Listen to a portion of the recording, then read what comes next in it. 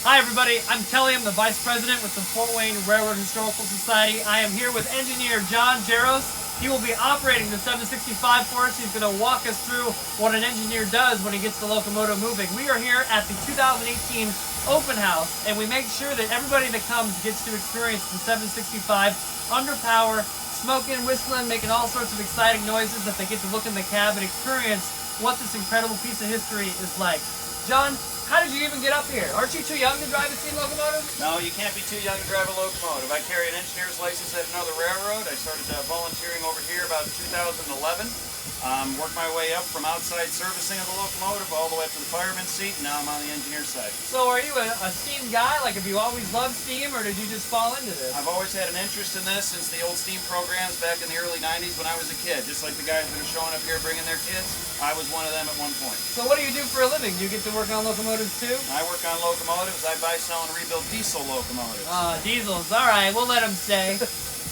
Well, you got to have something you enjoy that's not what is work. Cool. So Jon, tell us, what's the engineer looking at here? Well, the engineer's looking at a number of different things. First off, we're looking at the pressure and the water. We want to make sure we have water up in the glass. We have pressure to move with. If either of those isn't happy, well, we're not moving right now. So we got the boiler gauge, we got the water glasses. Those are the most important things. That's the most important. What's next? Second thing we're looking at, we want to make sure we got our brakes on, we got air in the system, everything looks good to go as far as that. We're going to look around us, check for safety, make sure nobody's in the way, everybody's in the clear. Once we're done with that, then we're going to move the locomotive into gear by verifying to make sure we can move outside. We're going to move it into gear, make sure the locomotive's brakes are still set. We're going to turn on the bell, make sure the headlight is set in the proper direction for the next movement we're going to make. We're going to verify that everybody's still happy out there. I realize I addressed you now. Blow the whistle.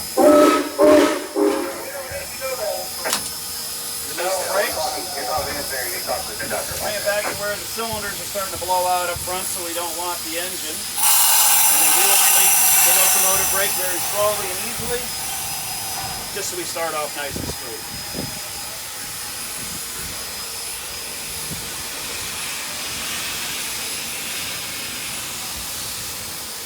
Once we start moving, we'll close the throttle just a little bit. That'll help us maintain the slow speed that we want inside this plant that we're in right now. Meanwhile, we're going to keep an eye on the guy behind us because he's ultimately seeing what we can't see. If he tells us to stop, then we're able to stop. That's kind of the way it is.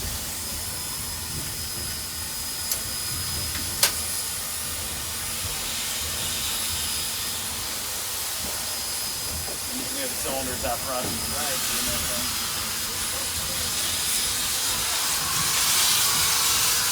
Now, what's the reaction time like on a steam locomotive versus a diesel? It's much smoother than a diesel. In some avenues, it's a lot different in other avenues. Steam locomotive is running based on pressure in the cylinder. Where the diesel is pure electricity and excitation. Set the brake on the locomotive. Set the throttle, change direction, move our headlights, make sure we're good to go, blow the whistle twice. Meanwhile, we haven't shut the bell off because we're within the facility. You're clear to go east. Pull the cylinder, or pull the throttle out, release the brake. You can wave to the other train. Important job for any engineer.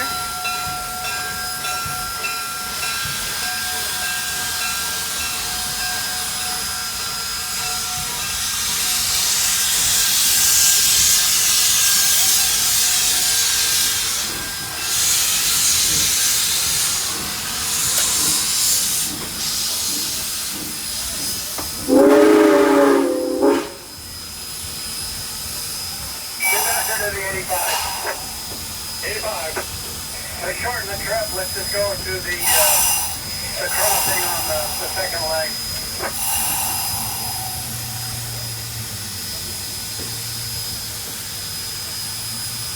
Third leg, crossing on the second leg. Do a nice stop, close the cylinders, blow the whistle once, center up the direction so the locomotive can't move in one direction or another by accident. You got it. All so easy. What you're looking at here, what do you think is original and what's modern? What's original and what's modern? Well, all the systems, the concepts are original. It had a speedometer just like this, it had brakes just like this, but we've modernized it in many different ways. We've added a digital speedometer in this for more accuracy. We have added modern brakes in this for more interoperability, easier parts availability.